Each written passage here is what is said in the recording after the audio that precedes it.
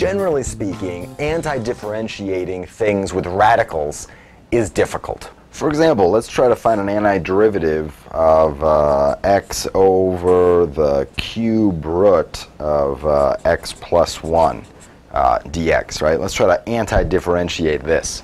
Can I make a substitution to improve the integrand? So what substitution do I want to make? Well, I really have some choices. I mean, one thing I could do is I could make u x plus 1, and in that case du is just dx, and if u is x plus 1, then x is u minus 1, and I can then rewrite this antidifferentiation problem. Instead, this becomes the antiderivative of not x, but u minus 1, still cube root, but instead of x plus 1, it's now of u, and the dx becomes du. And I could actually do this. But I'm not going to head down that path.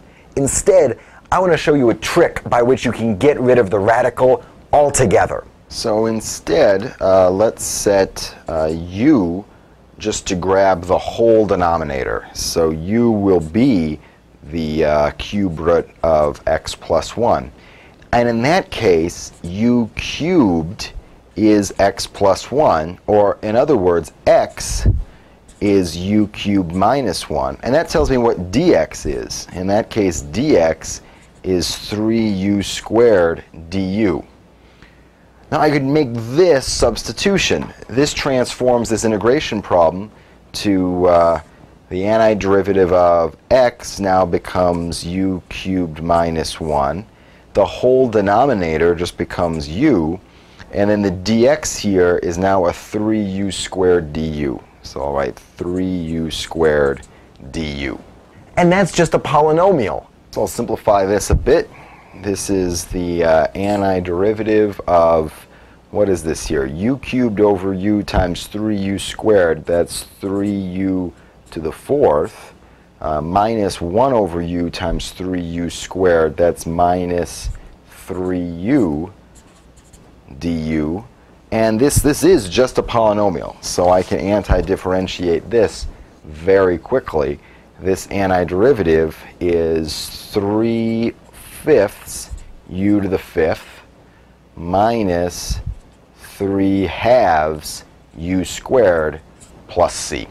Now we'll just replace u with what it equals in terms of x. So u, remember, is the cube root of x plus 1, so putting that in here, I get 3/5, instead of u, it's x plus 1 to the 1/3 to the 5th, so to the 5/3 power, minus 3/2 x plus 1 to the 1/3 squared, which is to the 2/3 power, plus c. To make it easy to talk about this particular technique, it has a name. The rationalizing substitution.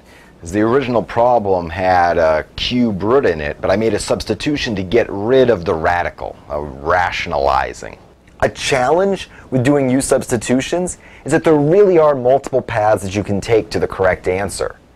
It's not even apparent how successful a particular substitution might be until after you've started applying it, right? You have to take that first bite before you realize whether or not you're eating food.